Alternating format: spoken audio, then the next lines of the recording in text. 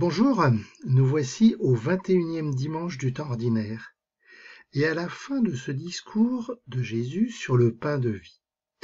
Alors si tu veux bien, rappelons-nous le parcours. Il y a 4 dimanches, nous avons entendu que Jésus nourrissait une grande foule avec seulement quelques pains et poissons. Il y a 3 semaines, revenu à Capharnaüm, Jésus commençait à donner des indications à la suite de ce signe. Il est vraie nourriture. Il y a 15 jours, Jésus commençait à répondre aux murmures de la foule. Comment, lui un homme, comment peut-il être le pain descendu du ciel? Jésus de répondre qu'il est le pain vivant. Et enfin, la semaine dernière, Jésus répondait aux murmures sur cette expression de manger la chair. Il ne s'agit pas de cannibalisme. Jésus annonce qu'il est vraie nourriture, parce qu'il va s'offrir, il va offrir totalement sa vie pour nous. Cette semaine, nous allons entendre la fin de ce discours sur le pain de vie. Après les murmures de la foule, que reste-t-il? Eh bien, écoute. En ce temps-là, Jésus avait donné un enseignement dans la synagogue de Capharnaüm. Beaucoup de ses disciples qui avaient entendu déclarèrent « Cette parole est dure, qui peut l'entendre ?»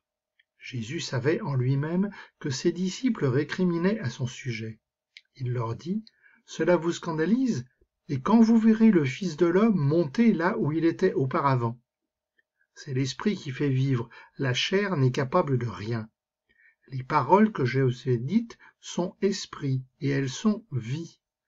Mais il y en a parmi vous qui ne croient pas. » Jésus savait, en effet, depuis le commencement, quels étaient ceux qui ne croyaient pas et qui était celui qui le livrerait. Il ajouta « Voilà pourquoi je vous ai dit que personne ne peut venir à moi si cela ne lui est pas donné par le Père. » Alors tu as bien écouté? Eh bien, résultat, voilà que bien des personnes qui suivaient Jésus se mettent à reculer. C'est bien difficile ce que Jésus dit. Je crois que cela nous arrive aussi. Parfois, en entendant telle ou telle parole de Jésus dans les évangiles, on a du mal à suivre.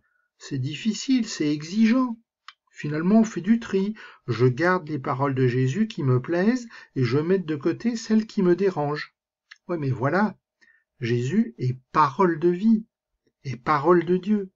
Il faut accepter tout ce qu'il dit, même ce qui me dérange. Et Jésus en rajoute encore. Ça déplaît ce qu'il dit, mais il y aura encore plus dérangeant. La montée du Fils de l'homme, c'est une expression qui est un peu ambiguë. On peut y entendre, bien sûr, la montée sur la croix, c'est-à-dire l'annonce de sa crucifixion. Mais ici, Jésus précise là où il était auparavant. Auparavant, Jésus était avec son Père. Donc, Jésus annonce ici son ascension. Il ne va pas toujours rester homme parmi les hommes sur la terre. Et Jésus en ajoute encore en faisant référence à l'esprit, le souffle divin de vie. Sans lui, on ne peut rien. Et finalement, rappelez ce qu'il disait dès le début du discours. On l'a entendu il y a 15 jours. Être disciple de Jésus, c'est se laisser guider vers le Fils par le Père. À partir de ce moment, beaucoup de ses disciples s'en retournèrent et cessèrent de l'accompagner. Alors Jésus dit aux 12, « Voulez-vous partir vous aussi ?» Simon-Pierre lui répondit, « Seigneur, à qui irions-nous? Tu as les paroles de la vie éternelle. Quant à nous, nous croyons, et nous savons que tu es le Saint de Dieu. » Je trouve que c'est un petit peu abrupt comme finale pour ce si long discours.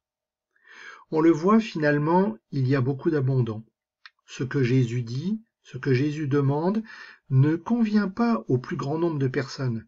C'est trop exigeant, ça ne convient pas à l'idée que l'on se fait de Dieu. On ne veut pas se laisser embarquer dans un truc qu'on ne comprend pas. C'est peut-être bien l'attitude de beaucoup de personnes que nous connaissons autour de nous. C'est peut-être bien aussi parfois notre propre attitude.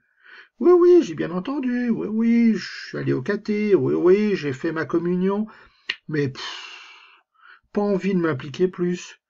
Je vais pas en plus aller à la messe, j'ai autre chose à faire que de penser à tout ça. Alors Jésus se tourne vers les 12, c'est-à-dire les disciples les plus proches. Et là, je trouve qu'il a ici une attitude très humaine. Est-ce que finalement, tout le monde ne va pas le laisser tomber? Comme souvent, c'est Pierre qui répond. Il est un peu le porte-parole des 12. Les autres n'ajoutent rien, donc ce qu'il dit, ça convient aux autres. Déjà, une première reconnaissance. Les paroles de Jésus viennent bien de Dieu. Et une deuxième reconnaissance. Jésus est bien l'envoyé de Dieu, le Messie. Est-ce que tu te rappelles le début du discours? On l'a entendu il y a 3 semaines. La foule demandait à Jésus, « Que devons-nous faire ?» Et la réponse de Jésus, « Croire en celui que Dieu a envoyé. » On n'a pas à faire, on a à croire, à se laisser emporter à la rencontre de Jésus. Eh bien, on l'entend ici. Finalement, les 12, ils ont bien écouté Jésus. Pierre le dit, nous croyons. Tes paroles sont peut-être difficiles, on n'a pas tout compris, mais on te fait confiance. Nous croyons. Eh bien, je pense qu'aujourd'hui aussi, Jésus nous attend. À nous de croire en lui, même si c'est difficile, même si on n'a pas tout compris. Jésus, Seigneur, je crois en toi.